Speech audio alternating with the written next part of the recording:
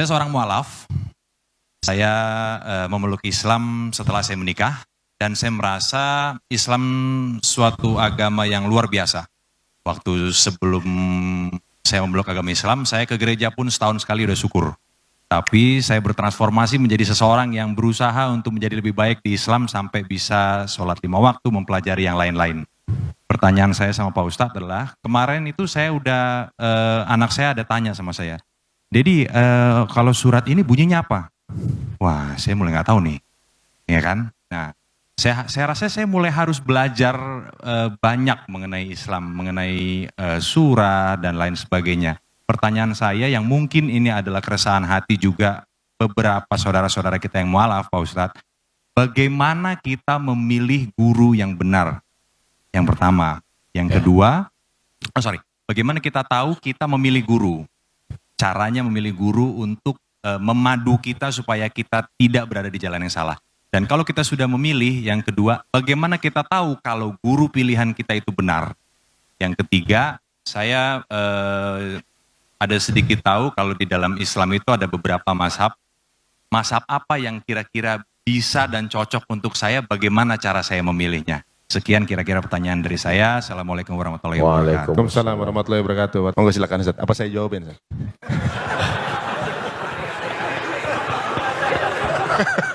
Afwan. Mas Gio, yang catatan amalnya masih bersih, ketika di hadapan Allah mungkin buku catatan dosa saya jauh lebih banyak. Oleh sebab itu jangan lupa doakan saya, doakan kami, doakan kita semua.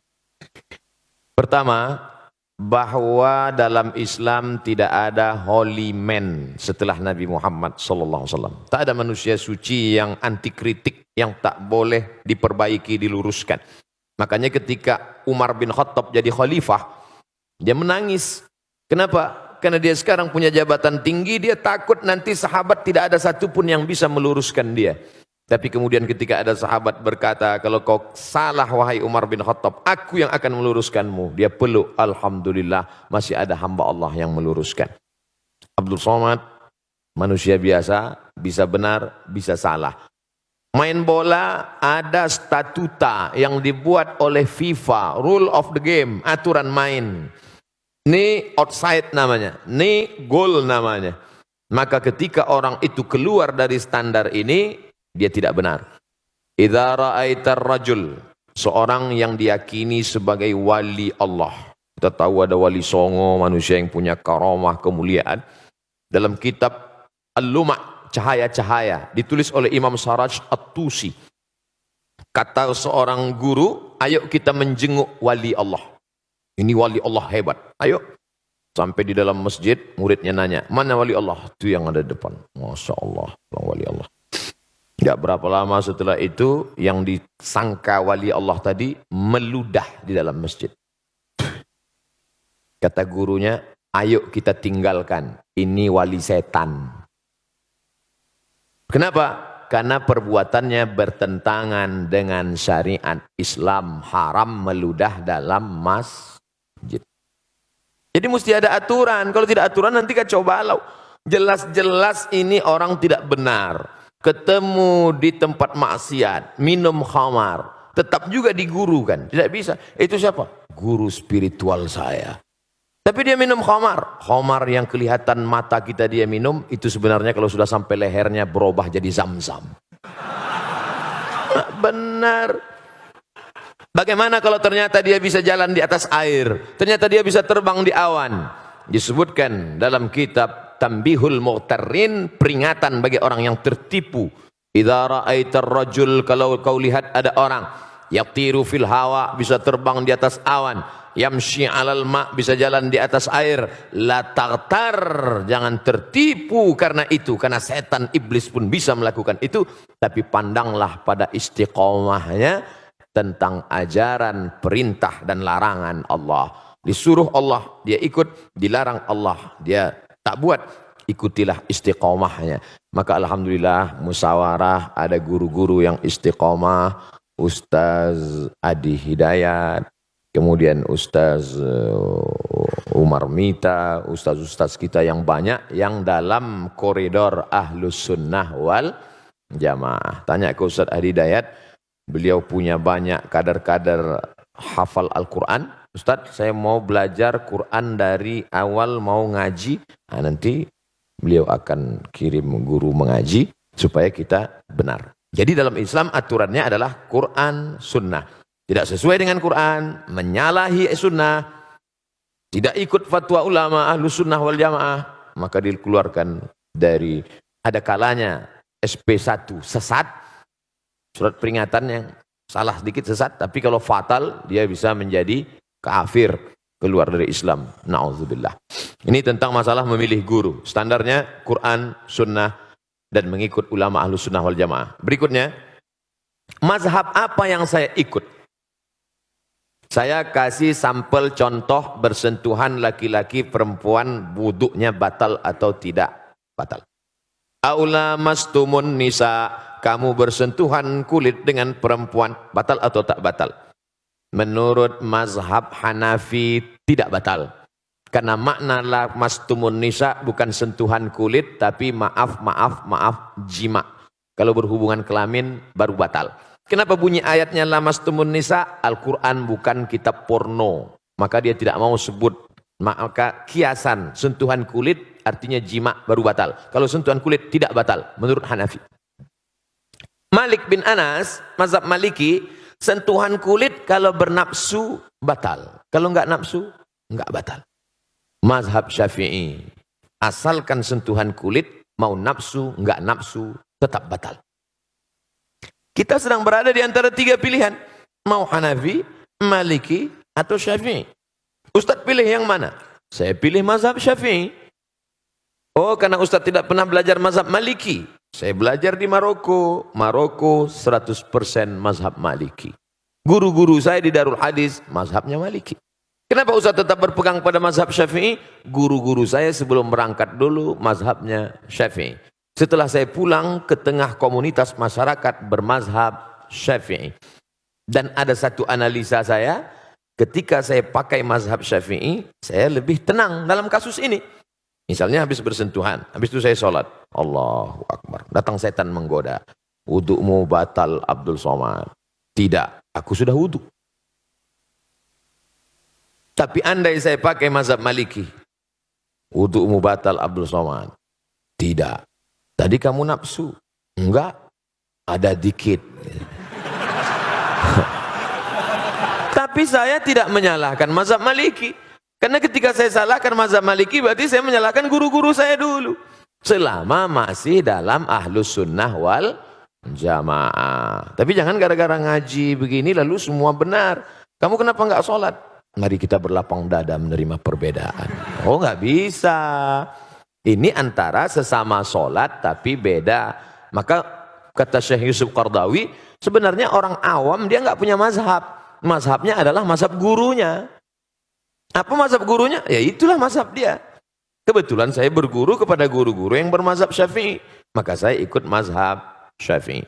Andai dulu saya lahir di India, di sana mazhabnya Hanafi, mungkin saya sekarang mazhab Hanafi. Andai saya dulu orang Maroko, mungkin sekarang mazhab Maliki. Tapi kemudian setelah belajar, dalam beberapa pendapat, tidak secara keseluruhan, tentang bayar zakat pakai uang misalnya. Nah, dalam hal ini pakai mazhab Hanafi. Kalau mazhab Syafi'i mesti pakai beras. Lalu orang miskin dikasih beras numpuk. Akhirnya dia mau beli baju kan tidak mungkin pakai beras barter.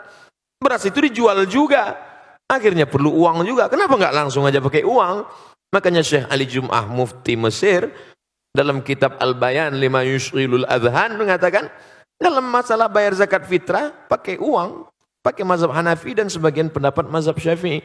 Nah, jadi dalam hal ini kita berguru, ikut guru kita yang selamat dari syirik, yang selamat dari bid'ah dhalalah, yang selamat dari kesesatan, dan kita tenang beramal. Wallahu a'lam bishawab. Pertanyaan dari Syarul Gunawan. Ya, Assalamualaikum warahmatullahi wabarakatuh. Ustadz Abdul Somad, alhamdulillah bisa bertanya lagi sama antum, insyaallah. Yang pertama tadi saya mau menanyakan mengenai fisik atau metafisik atau psikis. Mengenai riya, Ustadz. Saya sudah 12 tahun bergerak di bidang travel umroh haji, hanya sebatas saya mengawal. Tapi ilmu saya masih jauh, Ustaz. Ketika saya memposting foto-foto atau video untuk kepentingan promosi saya di travel, saya merasa bahwa ya ini kan tergantung niat. Saya kan ingin promosi. Tapi ketika saya menanyakan pada diri saya, hey, kamu ini sebenarnya sedang mempromosikan diri kamu atau travel kamu? Itu yang saya kadang-kadang, oh ya, mungkin kebanyakan orang juga sering sulit untuk menilai ini ria atau ikhlas ataupun tujuan lain. Ya. Itu yang pertama. Terus kemudian yang berikutnya, saya kira udah nggak usah lah. Kasih kesempatan sama yang lain aja. Saya kira itu. Terima kasih banyak. Billahi taufiq wal hidayah. Assalamualaikum warahmatullahi wabarakatuh. Waalaikumsalam. Assalamualaikum warahmatullahi wabarakatuh. Kita tanya ke anak muda yang sholat ke masjid, tiba-tiba ada yang satu nggak sholat ke masjid. Ente kenapa nggak sholat ke masjid? Takut ria Pak Ustadz. Standar ria bukan lewat perasaan, tapi standar dalam Islam adalah syariat, Quran dan sunnah. 1 meter sudah ditetapkan 100 senti, bukan mengikut perasaan. Karena kalau ikut perasaan nanti datang bawa orang sahasta. Ini berapa? Ya 1 meter aja dah. Tak bisa begitu. Oleh sebab itu, apakah ini tergolong ria atau tidak? Apa kata Imam Fudail bin Iyad? Tarkul amal li ajlin nas ria. Tidak jadi beramal karena ingin dipuji orang, ria. Wal amal li ajlihim syirik. Beramal karena ingin dipuji orang, syirik. Masuk masjid, mau sholat tahiyatul masjid, teman-teman di belakang sudah siap kameranya mau upload. Enggak jadi tahiyatul masjid karena takut dipuji orang, syirik. Sholat supaya dipuji orang, melirik ke belakang supaya dipuji orang, syirik. Tidak jadi beramal karena takut dipuji orang, riya. Beramal supaya dipuji orang, syirik. Lalu yang selamat bagaimana? Laksanakan menurut tuntunan Quran dan sunnah, mohon perlindungan kepada Allah supaya Allah membersihkan hati. Kalau pakai perasaan nanti ustaz-ustaz nggak ada yang diupload ceramahnya. Jangan upload, saya takut riya. Akhirnya isi medsos itu hantu aja semua. Makanya ulama sekaliber Habib Umar bin Hafiz, ada FB-nya, ada Instagram, ada follower, ada muhibbin. Habib Umar bin Hafiz, kemudian pula Syekh Ali Jum'ah, Habib Ali Zainal Abidin, tetap ada. Untuk apa? Ini syiar. Syiar, faham ini sebagai syiar. Wal budna ja'alnaha lakum min sya'airillah. Onta-onta dan kambing-kambing yang dipotong itu bagian dari syiar agama Allah. Apa hubungan onta dan kambing itu syiar? Ketika penyembelihan onta dan kambing saat hari raya kurban, istri, anak dipanggil ramai-ramai menyaksikan supaya orang melihat, oh ternyata orang Islam itu hebat ya. Orang Islam itu ramai kalau bagi-bagi daging kambing ya. Kalau sholat subuh aja yang sunyi ya. Ini syiar. Begitu juga dengan postingan Mas Syahrul Gunawan, maka postingan itu tidak mempertunjukkan terlalu lebay, misalnya sampai semua sampai berdoa pun. Dulu orang berdoa menghadap Ka'bah, sekarang berdoa membelakangi Ka'bah. Itu terlalu berlebihan. Tapi sekedar bercerita bahwa ini pergi umrah, ini syiar. Kloter pertama keberangkatan umrah setelah haji akan dilaksanakan tanggal sekian. Syiar menunjukkan ekonomi Indonesia baik, menunjukkan bahwa jamaah umrah ramai. Nah, ini. Jadi ada standar kelayakan, kepantasan. Maka dalil dalam Islam itu sampai 10. Quran, hadis, ijma', qiyas, syar'u man qablana, saddu zara'i, qaulu sahabi, istihsan, istishab, urf. Standar kepantasan, kelayakan. Ini pantas enggak? Ini layak enggak? Ketika layak, pantas, maka tidak masuk dalam kategori riya. Bahwa dia senantiasa berbisik-bisik dalam hati, memang kerja setan. Itu memang sudah SOS, standar operasional setan. La'atiyannahum min baini aidihim, aku akan datang dari depan, wa min khalfihim, dari belakang, wa an aimanihim, dari kanan, wa an syama'ilihim, dari kiri. Setan memang sudah datang. Lalu cara kita membalasnya, kita laksanakan niat baik, istighfar. Astaghfirullahaladzim, astaghfirullah. Halau dia, hilangkan itu semua. Mudah-mudahan kita diselamatkan semua dari riya dalam rangka menegakkan agama Allah. Amin ya rabbal alamin.